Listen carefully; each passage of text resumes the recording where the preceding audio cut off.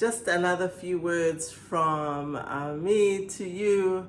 And like I always say, when I'm talking, I am actually speaking to myself as well, because we're all on a journey of growth, a journey of just being better versions of us. And sometimes it's just literally just encouraging each other, depending on what's been happening and what's going on. And so today I am coming back talking about fear. You see, fear and panic in particular they've got the potential to cause all sorts of problems if we're not careful. And the fear response can have direct effects on our thoughts, our behaviors, and then these behaviors affect those around us, those that we do life with. Indeed, fear and uncertainty are strong emotions, I think we'll agree, but they're also very natural responses to things that we don't understand, that threaten our safety and our health. And so fear underlines most of the emotions that we experience, disappointment, sadness, grief, motivation, anger. Fear is involved in all these emotions if you didn't know. So fear in general is, neither good or bad.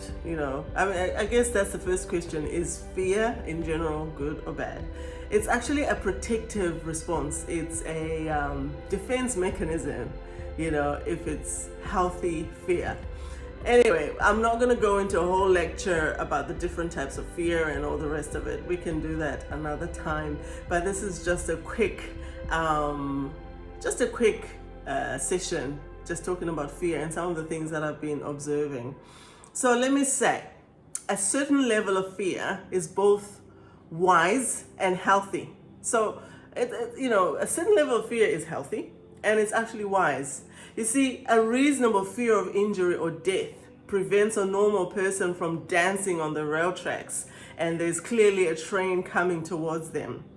But an unreasonable fear, however, can paralyze that same person to the extent that he or she can never drive across the same tracks or can never walk across the same train tracks because of they're afraid of the possibility of an unseen train that might just come by, And so I think, most of us will know that a dominating fear of death or dominating fear of bad things can be almost totally debilitating if you let it do that to you. So what is it that has motivated me to write this piece? It's the fear that I've been seeing and hearing all around me as a result of the Omicron COVID variant that is spreading like wildfire at the moment. And I'm sure all of us will agree we're just over it already. But yeah, there's a lot of fear, there's a lot of anxiety, and you can see it, you hear it. And so I thought, let me just put a couple of thoughts together just to encourage somebody and encourage myself.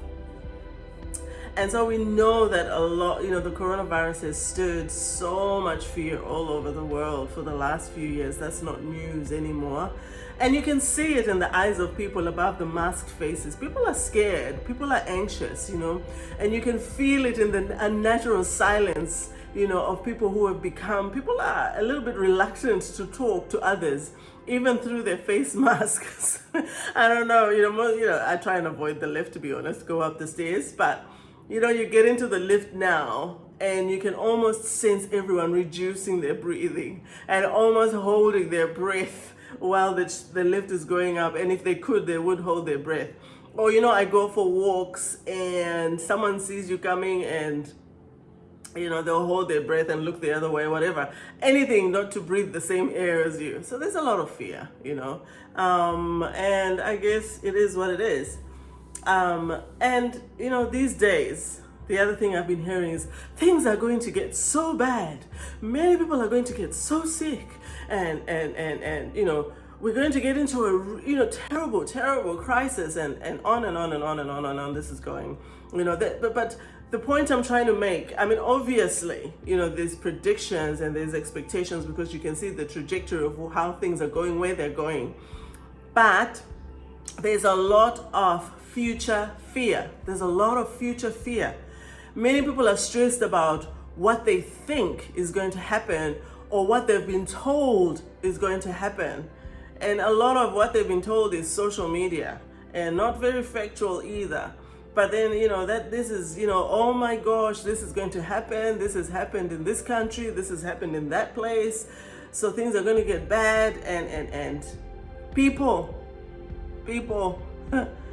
let me just remind you, tomorrow hasn't happened yet. Tomorrow hasn't happened yet. So yes, we think about tomorrow, but if you stress about tomorrow so much that you get yourself into such a tomorrow hasn't happened. So how about we talk about today? Anyway, I'll get into that a little bit later, but there's a lot of future stressing, and future fear that's going around at the moment. And I just encourage you, and the reminder is tomorrow hasn't happened. Okay? And so things might actually not happen the way that you think or you've been told or they thought or they predicted. It's a prediction. It's not a definitely is going to happen all the time.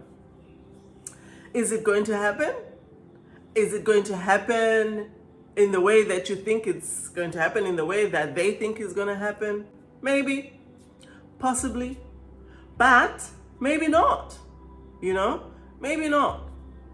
But you get yourself into such a state that you can't plan, you can't prepare rationally. And then when things happen, you can't cope because you have camped so far into the negative camp. And so let's just be careful. Let's just think about what is it that is fueling that fear? What is it that you are listening to? What is it that you have heard or are hearing? And so when faced with a pandemic or even an overwhelming situation, fear is inevitable. You can't avoid it. And like I said before, it's natural. But it's the responses and the reactions to the fear that become a true problem or cause problems in our lives and in the lives of our families, in the lives of our workmates, our work colleagues. Fear magnifies the issue. It magnifies the problem. It magnifies the challenge. It magnifies the emotion. What is to magnify? To make something bigger, to make something, so if you can't see something properly, you magnify it and it just becomes bigger. And that's what fear does. And so how do we deal with the fear when it comes? How do we do it? Well, I don't want to keep you for long, so I'm just going to go through a few points just to help us along. Number one, know the source. Know the source of your fear. What is causing that fear? What is the source of the fear that you're feeling right now, the fear that you're going through right now? What are we really afraid of is what I'm asking. What are we really afraid of? Franklin D Roosevelt said the only thing we have to fear is fear itself. Think about that for a minute. It's fear itself, because remember I said fear magnifies everything. So if we can't actually identify where the fear is coming from or what the fear is about, right? How can we then possibly begin to challenge it? So it's important for us to identify where's the fear coming from, what is the fear about, what is it that we're actually afraid of. As for COVID, what do we really fear? What are we scared of? I've seen magnified pictures, enlarged pictures of the virus. This is what it looks like, if it was magnified, 500,000 times, it would look like this. It's pretty scary, right? Pretty scary. But I don't think that's what we're all afraid of, that, oh my gosh, that's the thing that's going to be in my system, in my body, blah, blah, blah, blah. But I think what we're really, really afraid of, what we really fear, is the possibility of getting sick and or dying from the virus. Am I right? That's what we're afraid of. Maybe not, and it might not just be you, but you're afraid for your family that they might get sick and they might die, etc., etc. So since neither the common cold or the seasonal flu that comes, every winter. We get common colds, we get the seasonal flus, but none of these things, at least not in our lifetime anyway, if you're alive now, have affected us that much emotionally. None of those, the common cold and the seasonal flu, they don't affect us emotionally as much as this COVID. So we can conclude that our real fear is not fear of a virus per se, but is fear of being one of the hundreds of thousands of people reported by media to have died from COVID all over the world. That's what we're afraid of. You don't want to be that statistics. You don't want to be one of those people that will die from COVID. But then guess what? As I was thinking about this, and the truth of the matter is, even if we could live in a sterile bubble every day, 24/7, in a sterile bubble, death is still inevitable. Death is still coming. So every day that you wake up is one day closer to the day of death, right? And many of us will die of different things. It's coming. So don't stop living because you're afraid of dying. That's what I'm trying to say. Don't stop living your life because you're so afraid of dying. And don't be so afraid of dying that you make yourself sick or you stress yourself to death because you're so scared that I'm gonna die. Let's just think about that, really. What are we really afraid of? And I actually don't think we're afraid of dying. I think it's the thought of dying. And then the other question to you is, why are you so afraid of dying? Why are you so afraid of dying? So when you confront all these things, when you think about these things, and then you can then confront, you can challenge the fear that you're facing. That really, is there any point in stopping living now because you're scared you might die next week or next month or whatever it is? You don't even know. But anyway, I'm going to leave it there. Number 2, remember, fear focuses on the future or the past. That's what fear does. It focuses on the future, what might, or the past, what happened. Fear will try to show us why we should be afraid. That's what fear does. Fear tries to show you why you should be scared, why you should be terrified, why you should be frightened. And that's why everything is magnified and looks and sounds and feels bigger or worse than it actually is. Fear will direct our attention to the worst possible outcome, the worst possible result, and it'll draw attention to something that is out of our control, like when you're gonna die. That's out of your control. You can't control that, right? Fear wants us to become so obsessed with some event or person in the future, a year, a month, even a day from now. That's what fear wants to do. It also wants us to look backward. So what didn't work? Oh my gosh, last time when this happened, this went wrong, this didn't work, and this. The last time I got a cold, I was so sick. Last time I got the flu jab, I got so sick. Last time when we tried this thing, it didn't work. That's what fear does. It tries to take you backwards to what didn't work. Instead of taking you to your successes, it'll take you back, but not a lot of the times, to what didn't work. And it won't take you to your successes, and it won't take you to what's working right now. What is working right now? You find that people will focus on what didn't work last time, and they actually lose on the benefits of the lessons that they learned from those failures in the past. When it didn't work last time, what did we learn? What did we change? What did we improve? Those improvements, those learnings are actually working for us right now. But you don't see it. You fail to see it because fear keeps taking you back to what didn't work, what went wrong, how painful it was, how uncomfortable it was, how horrible it was. Meanwhile, things are working now. You have improved, things have changed. It's a different day, it's a different year, it's a different season, and it's a different pandemic even, And so don't let fear make you focus on what didn't work and what failed, When that happens, think about what succeeded, what worked, what were the learnings, what changes happened, what were the improvements, and what is working right now. You see, fear loses its grip when we stay in the now.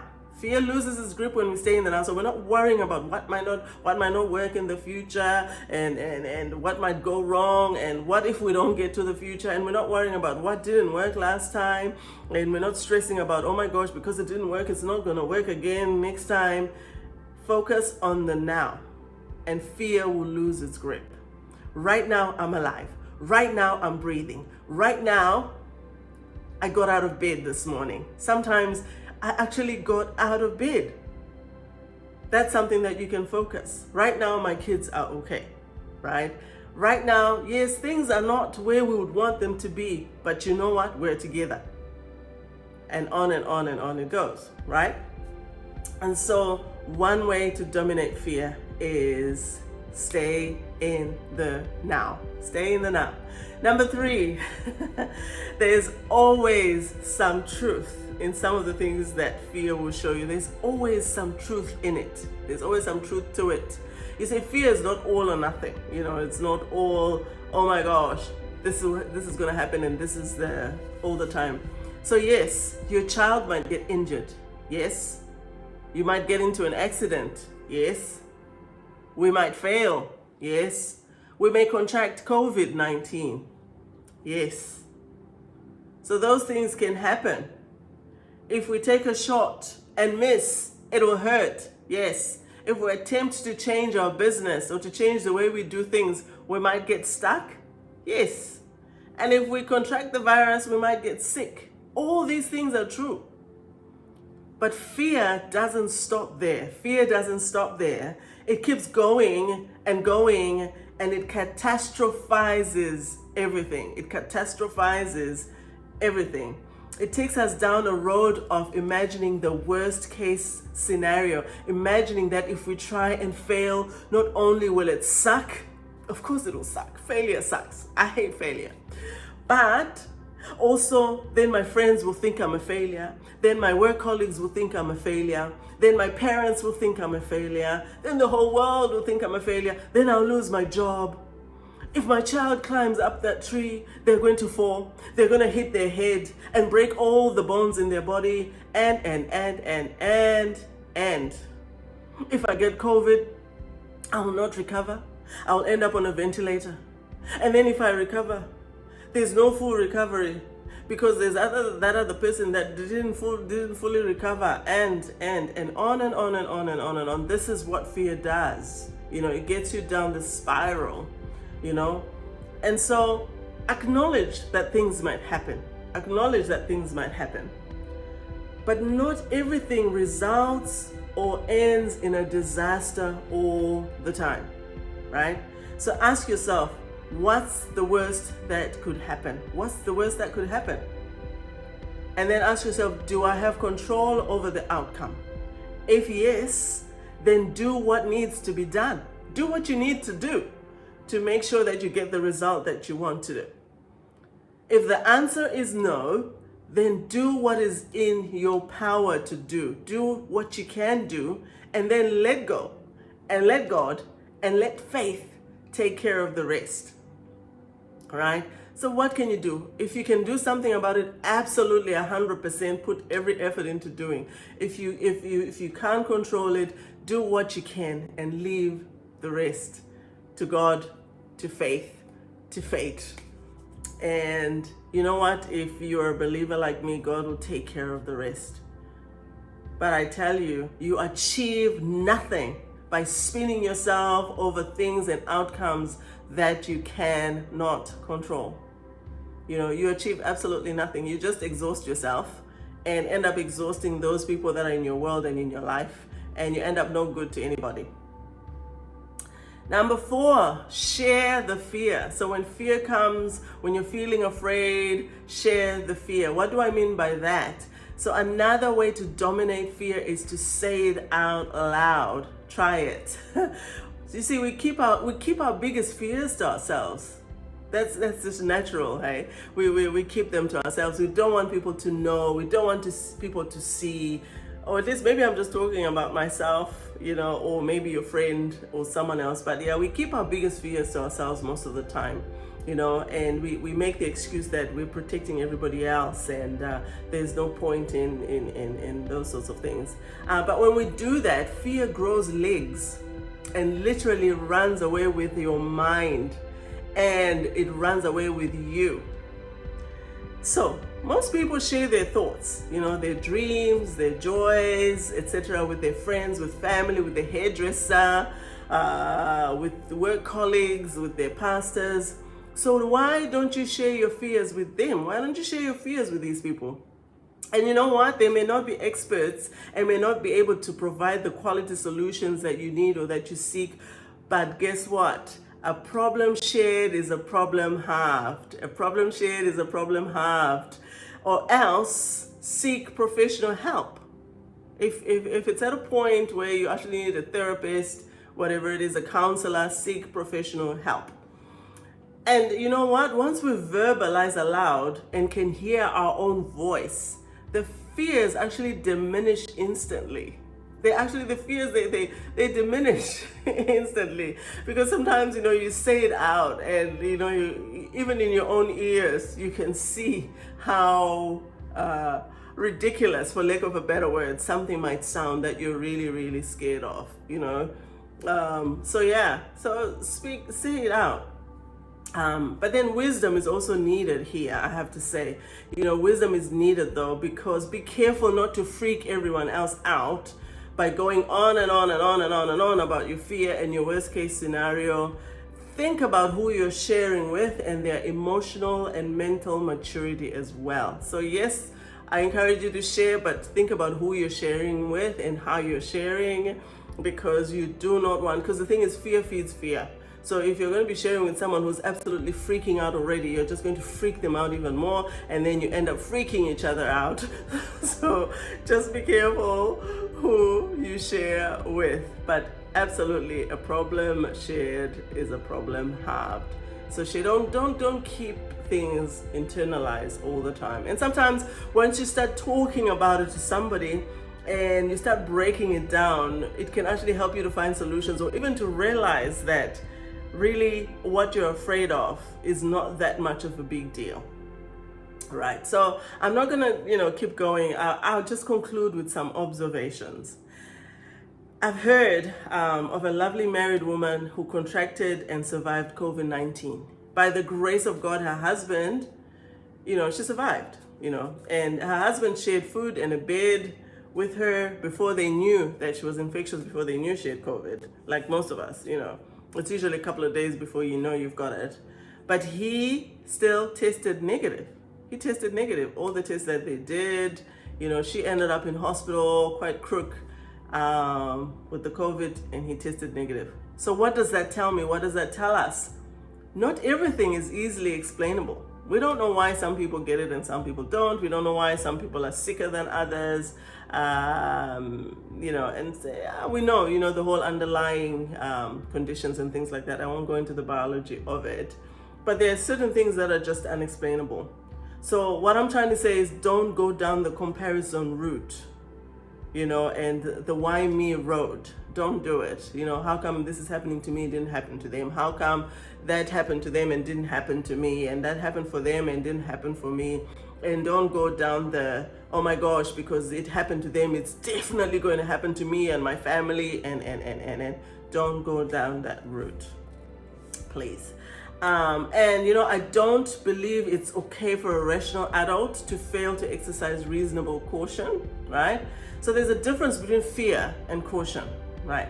I certainly hope that you exercise reasonable caution when you're driving down your car down the road towards mine, So that's caution, right? We have to be cautious. We have to, so exercise good sense when you're driving, right? That's what we do. When you're crossing the road, you exercise good sense. When you're shopping, exercise good sense. When you're eating in a restaurant, exercise good sense. Well, I think you get the point. And so we need to exercise as reasonable adults, and teach our children as well to exercise reasonable caution. But just be careful that that reasonable caution doesn't turn out into a whole lot of unhealthy fear and unhealthy behaviors and unhealthy talk. However, don't, and the other thing that I wanted to say actually is don't let the fear of death dominate your life. Don't let the fear of what might, what could, happen dominate your life. Don't make every decision inside the grid of what if I get it? What if my child? What if my spouse? What if my mom? What if this? What if that? How am I going to manage next week to live next week and next month and for another year longer and things like that? If you do, you face the risk of rendering yourself absolutely useless to function and to live in today. And you're robbing yourself of today, and you're robbing everybody else in your world of the best version of you today. And you then are not able, you're not in a position to help others, to support others, to encourage others today. So think about it, all our lives, the lives that we live, it's not all about us. We're connected, interconnected to so many people, So let's balance reasonable caution with courage and with faith. That's my encouragement. I'll leave you with that. What is faith? Faith is believing what we don't see and what we don't know for sure. That's faith, right? You believe that you'll find your car where you parked it. You believe that you'll wake up tomorrow. You believe that, there's God. We believe that if I breathe in, I'll breathe in oxygen and things like that. So yes, and we have to keep believing that we can beat this virus. So lastly, when we let go of fear, it lets go of us. So let go of that fear. Don't hold on to the fear. Let it go. Let it go. Let it go. Let it go. Find resources that will encourage you. Look for the truth, the actual truth. I read the Bible a lot, and the Bible says the truth shall set you free. What does that mean? Fear binds you. Fear shackles you. Fear actually keeps you in a prison. But the truth sets you free, because the truth is the reality. The truth is what actually is, and not what fear is trying to make you see. So I will leave it here. Let go of that fear. You let it go, it will let go of you. Stay safe until the next time. Remember, the only thing to fear is fear itself. Until the next time, stay safe.